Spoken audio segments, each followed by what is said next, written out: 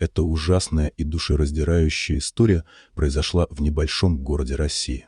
Героями данной истории являются мачеха Виктория и ее пасынок по имени Антон. С Антоном в детстве произошла трагическая история, и он до конца своей жизни остался прикованным к инвалидной коляске. Антон жил со своим отцом и мачехой. Родная мать ушла от мужа после трагической истории с Антоном и свалила тяжкое бремя на плечи мужа. Муж долгое время воспитывал сына-инвалида в полном одиночестве, лишь изредка помогали его родители. Но в один день он повстречал женщину. Этой женщиной оказалась та самая Виктория. У них закрутился роман, и вскоре они поженились. Ее все устраивало, она любила своего нового мужа и хорошо относилась к мальчику-инвалиду. Муж был на седьмом небе от счастья, наконец-то он нашел ту самую, для которой ребенок-инвалид не являлся преградой. Она постоянно заботилась о ребенке, ухаживала за ним, как за собственным сыном. Антон тоже проявлял к Виктории уважение и относился к ней, как к родному человеку. Но такое отношение продлилось недолго, Виктория стала хуже, и хуже относится к Антону, она считала его обузой и думала, что он мешает их счастливой семейной жизни. Она хотела завести своих детей, но муж ей постоянно твердил, что у них и так хватает забот с Антоном, и второй ребенок в семье ни к чему. Она очень злилась на мужа, а больше всего она возненавидела Антона за то, что он мешает им построить настоящую семью. И вот в один момент она не выдержала. Пока муж был в командировке, она решила пойти на отчаянные меры. Она придумала гениальный план – отнести ребенка вглубь леса и оставить умирать его там. Под предлогом прогулки она взяла Антона, и они отправились на автомобиле в ближайший лес. После того, как они приехали на нужное место, мачеха оставила своего парализованного пасынка в глухом лесу. Ее сердце было полно злобы и ненависти к этому мальчику, который никогда не смог бы стать настоящим сыном для нее. Она подумала, что его исчезновение в самом неприглядном месте станет хорошим знаком для его отца, и он будет отдавать свою любовь только ей, и она наконец-то сможет забыть об этом бремени, о котором она должна была заботиться. После того, как Виктория оставила Антона, она спешно покинула место преступления, села в машину и уехала домой. Мальчик, беспомощный и одинокий, сидел на инвалидной коляске в глубине леса. Его глаза наполнились слезами, и он начал паниковать, понимая, что его покинули. Виктория надеялась, что его найдут дикие животные или что он умрет от обезвоживания. Но у судьбы на него были другие планы. Судьба послала ему ангела-спасителя. Прошло уже около 1 часа, и мальчик понимал, что, скорее всего, за ним уже никто не придет. Он уже смирился со своей участью.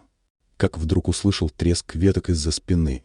Обернувшись назад, он увидел величественного медведя, который, видимо, пришел на запах человека. Мальчик начал паниковать еще больше, ведь смерть он лап медведя еще более ужаснее, чем смерть он истощения. Но вместо того, чтобы атаковать или убежать, медведь подошел ближе и осторожно понюхал ребенка. В его глазах было видно сострадание и понимание. Он понял, что этот мальчик нуждается в защите. Так начался необычный день для медведя и мальчика. Медведь оставался рядом с мальчиком, ни на шаг не отходя. Он стал его сторожем и оберегал его от любой опасности, которая могла подстерегать их в лесу.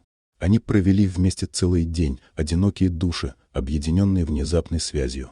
Таким образом, мальчик провел весь день, ожидая помощи от неравнодушных людей. Он понимал, что находится в глубине леса, и, скорее всего, тут не ходят люди, но надежда все равно не утихала в его глазах. Как оказалось, недалеко от данного места, в лесу, живет одинокий старик.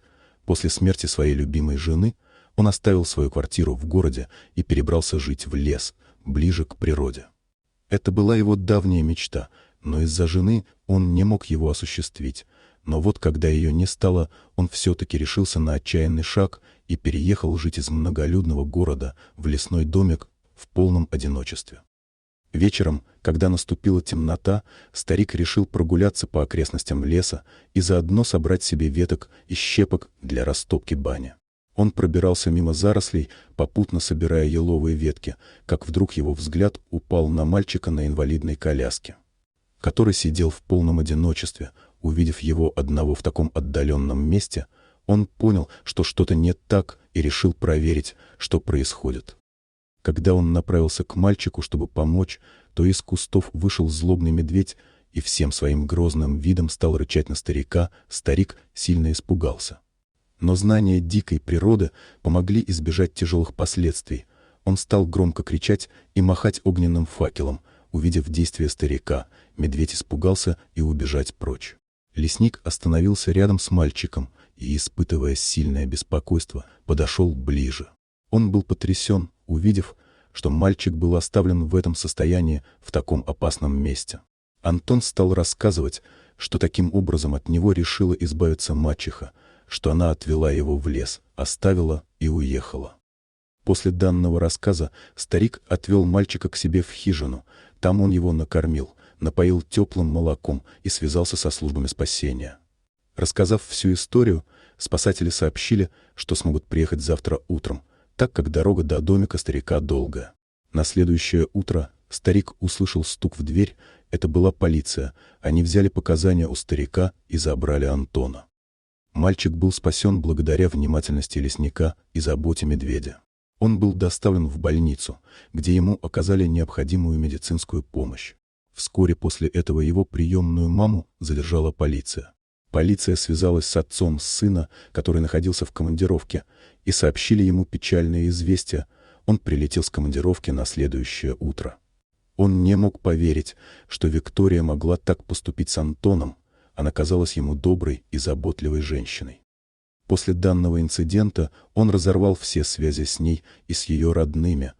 Он выкинул все ее вещи из дома и навсегда вычеркнул ее из своей жизни. Мачеха предстала перед судом и была обвинена в покушении на убийство своего пасынка.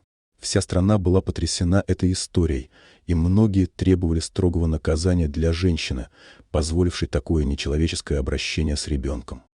Судебный процесс был долгим и мучительным для всех замешанных в этом деле. Мачеха была признана виновной и приговорена к тюремному заключению. Судья выразил свое негодование поступкам женщины и подчеркнул, что такое жестокое обращение с ребенком никогда не будет терпимо в обществе. Отец Антона, в свою очередь, винил себя за случившееся. Он много пил и переживал насчет данной ситуации, но его родители помогли ему прожить данный период жизни, и его состояние пришло в норму. И теперь они живут с отцом счастливо, а также иногда навещают старика в лесу, который спас жизнь Антону. Антон очень благодарен ему за спасение. А также он не забывает того медведя, который не стал его трогать, и благодаря такому счастливому стечению обстоятельств он остался жив. Маленький мальчик, благодаря медвежьей заботе и доброте лесника, смог пережить этот кошмар и начать новую жизнь. Его история стала символом силы и выносливости, а также примером того, как даже в самых темных местах мира есть доброта и сострадание. Вот такая удивительная история произошла с Антоном и его отцом. Трудно представить, что могло бы произойти, если в тот момент старик не появился в лесу. Дорогие друзья, если вам понравилось видео, поставьте лайк, а также подписывайтесь на канал, где наши авторские истории выходят каждый день.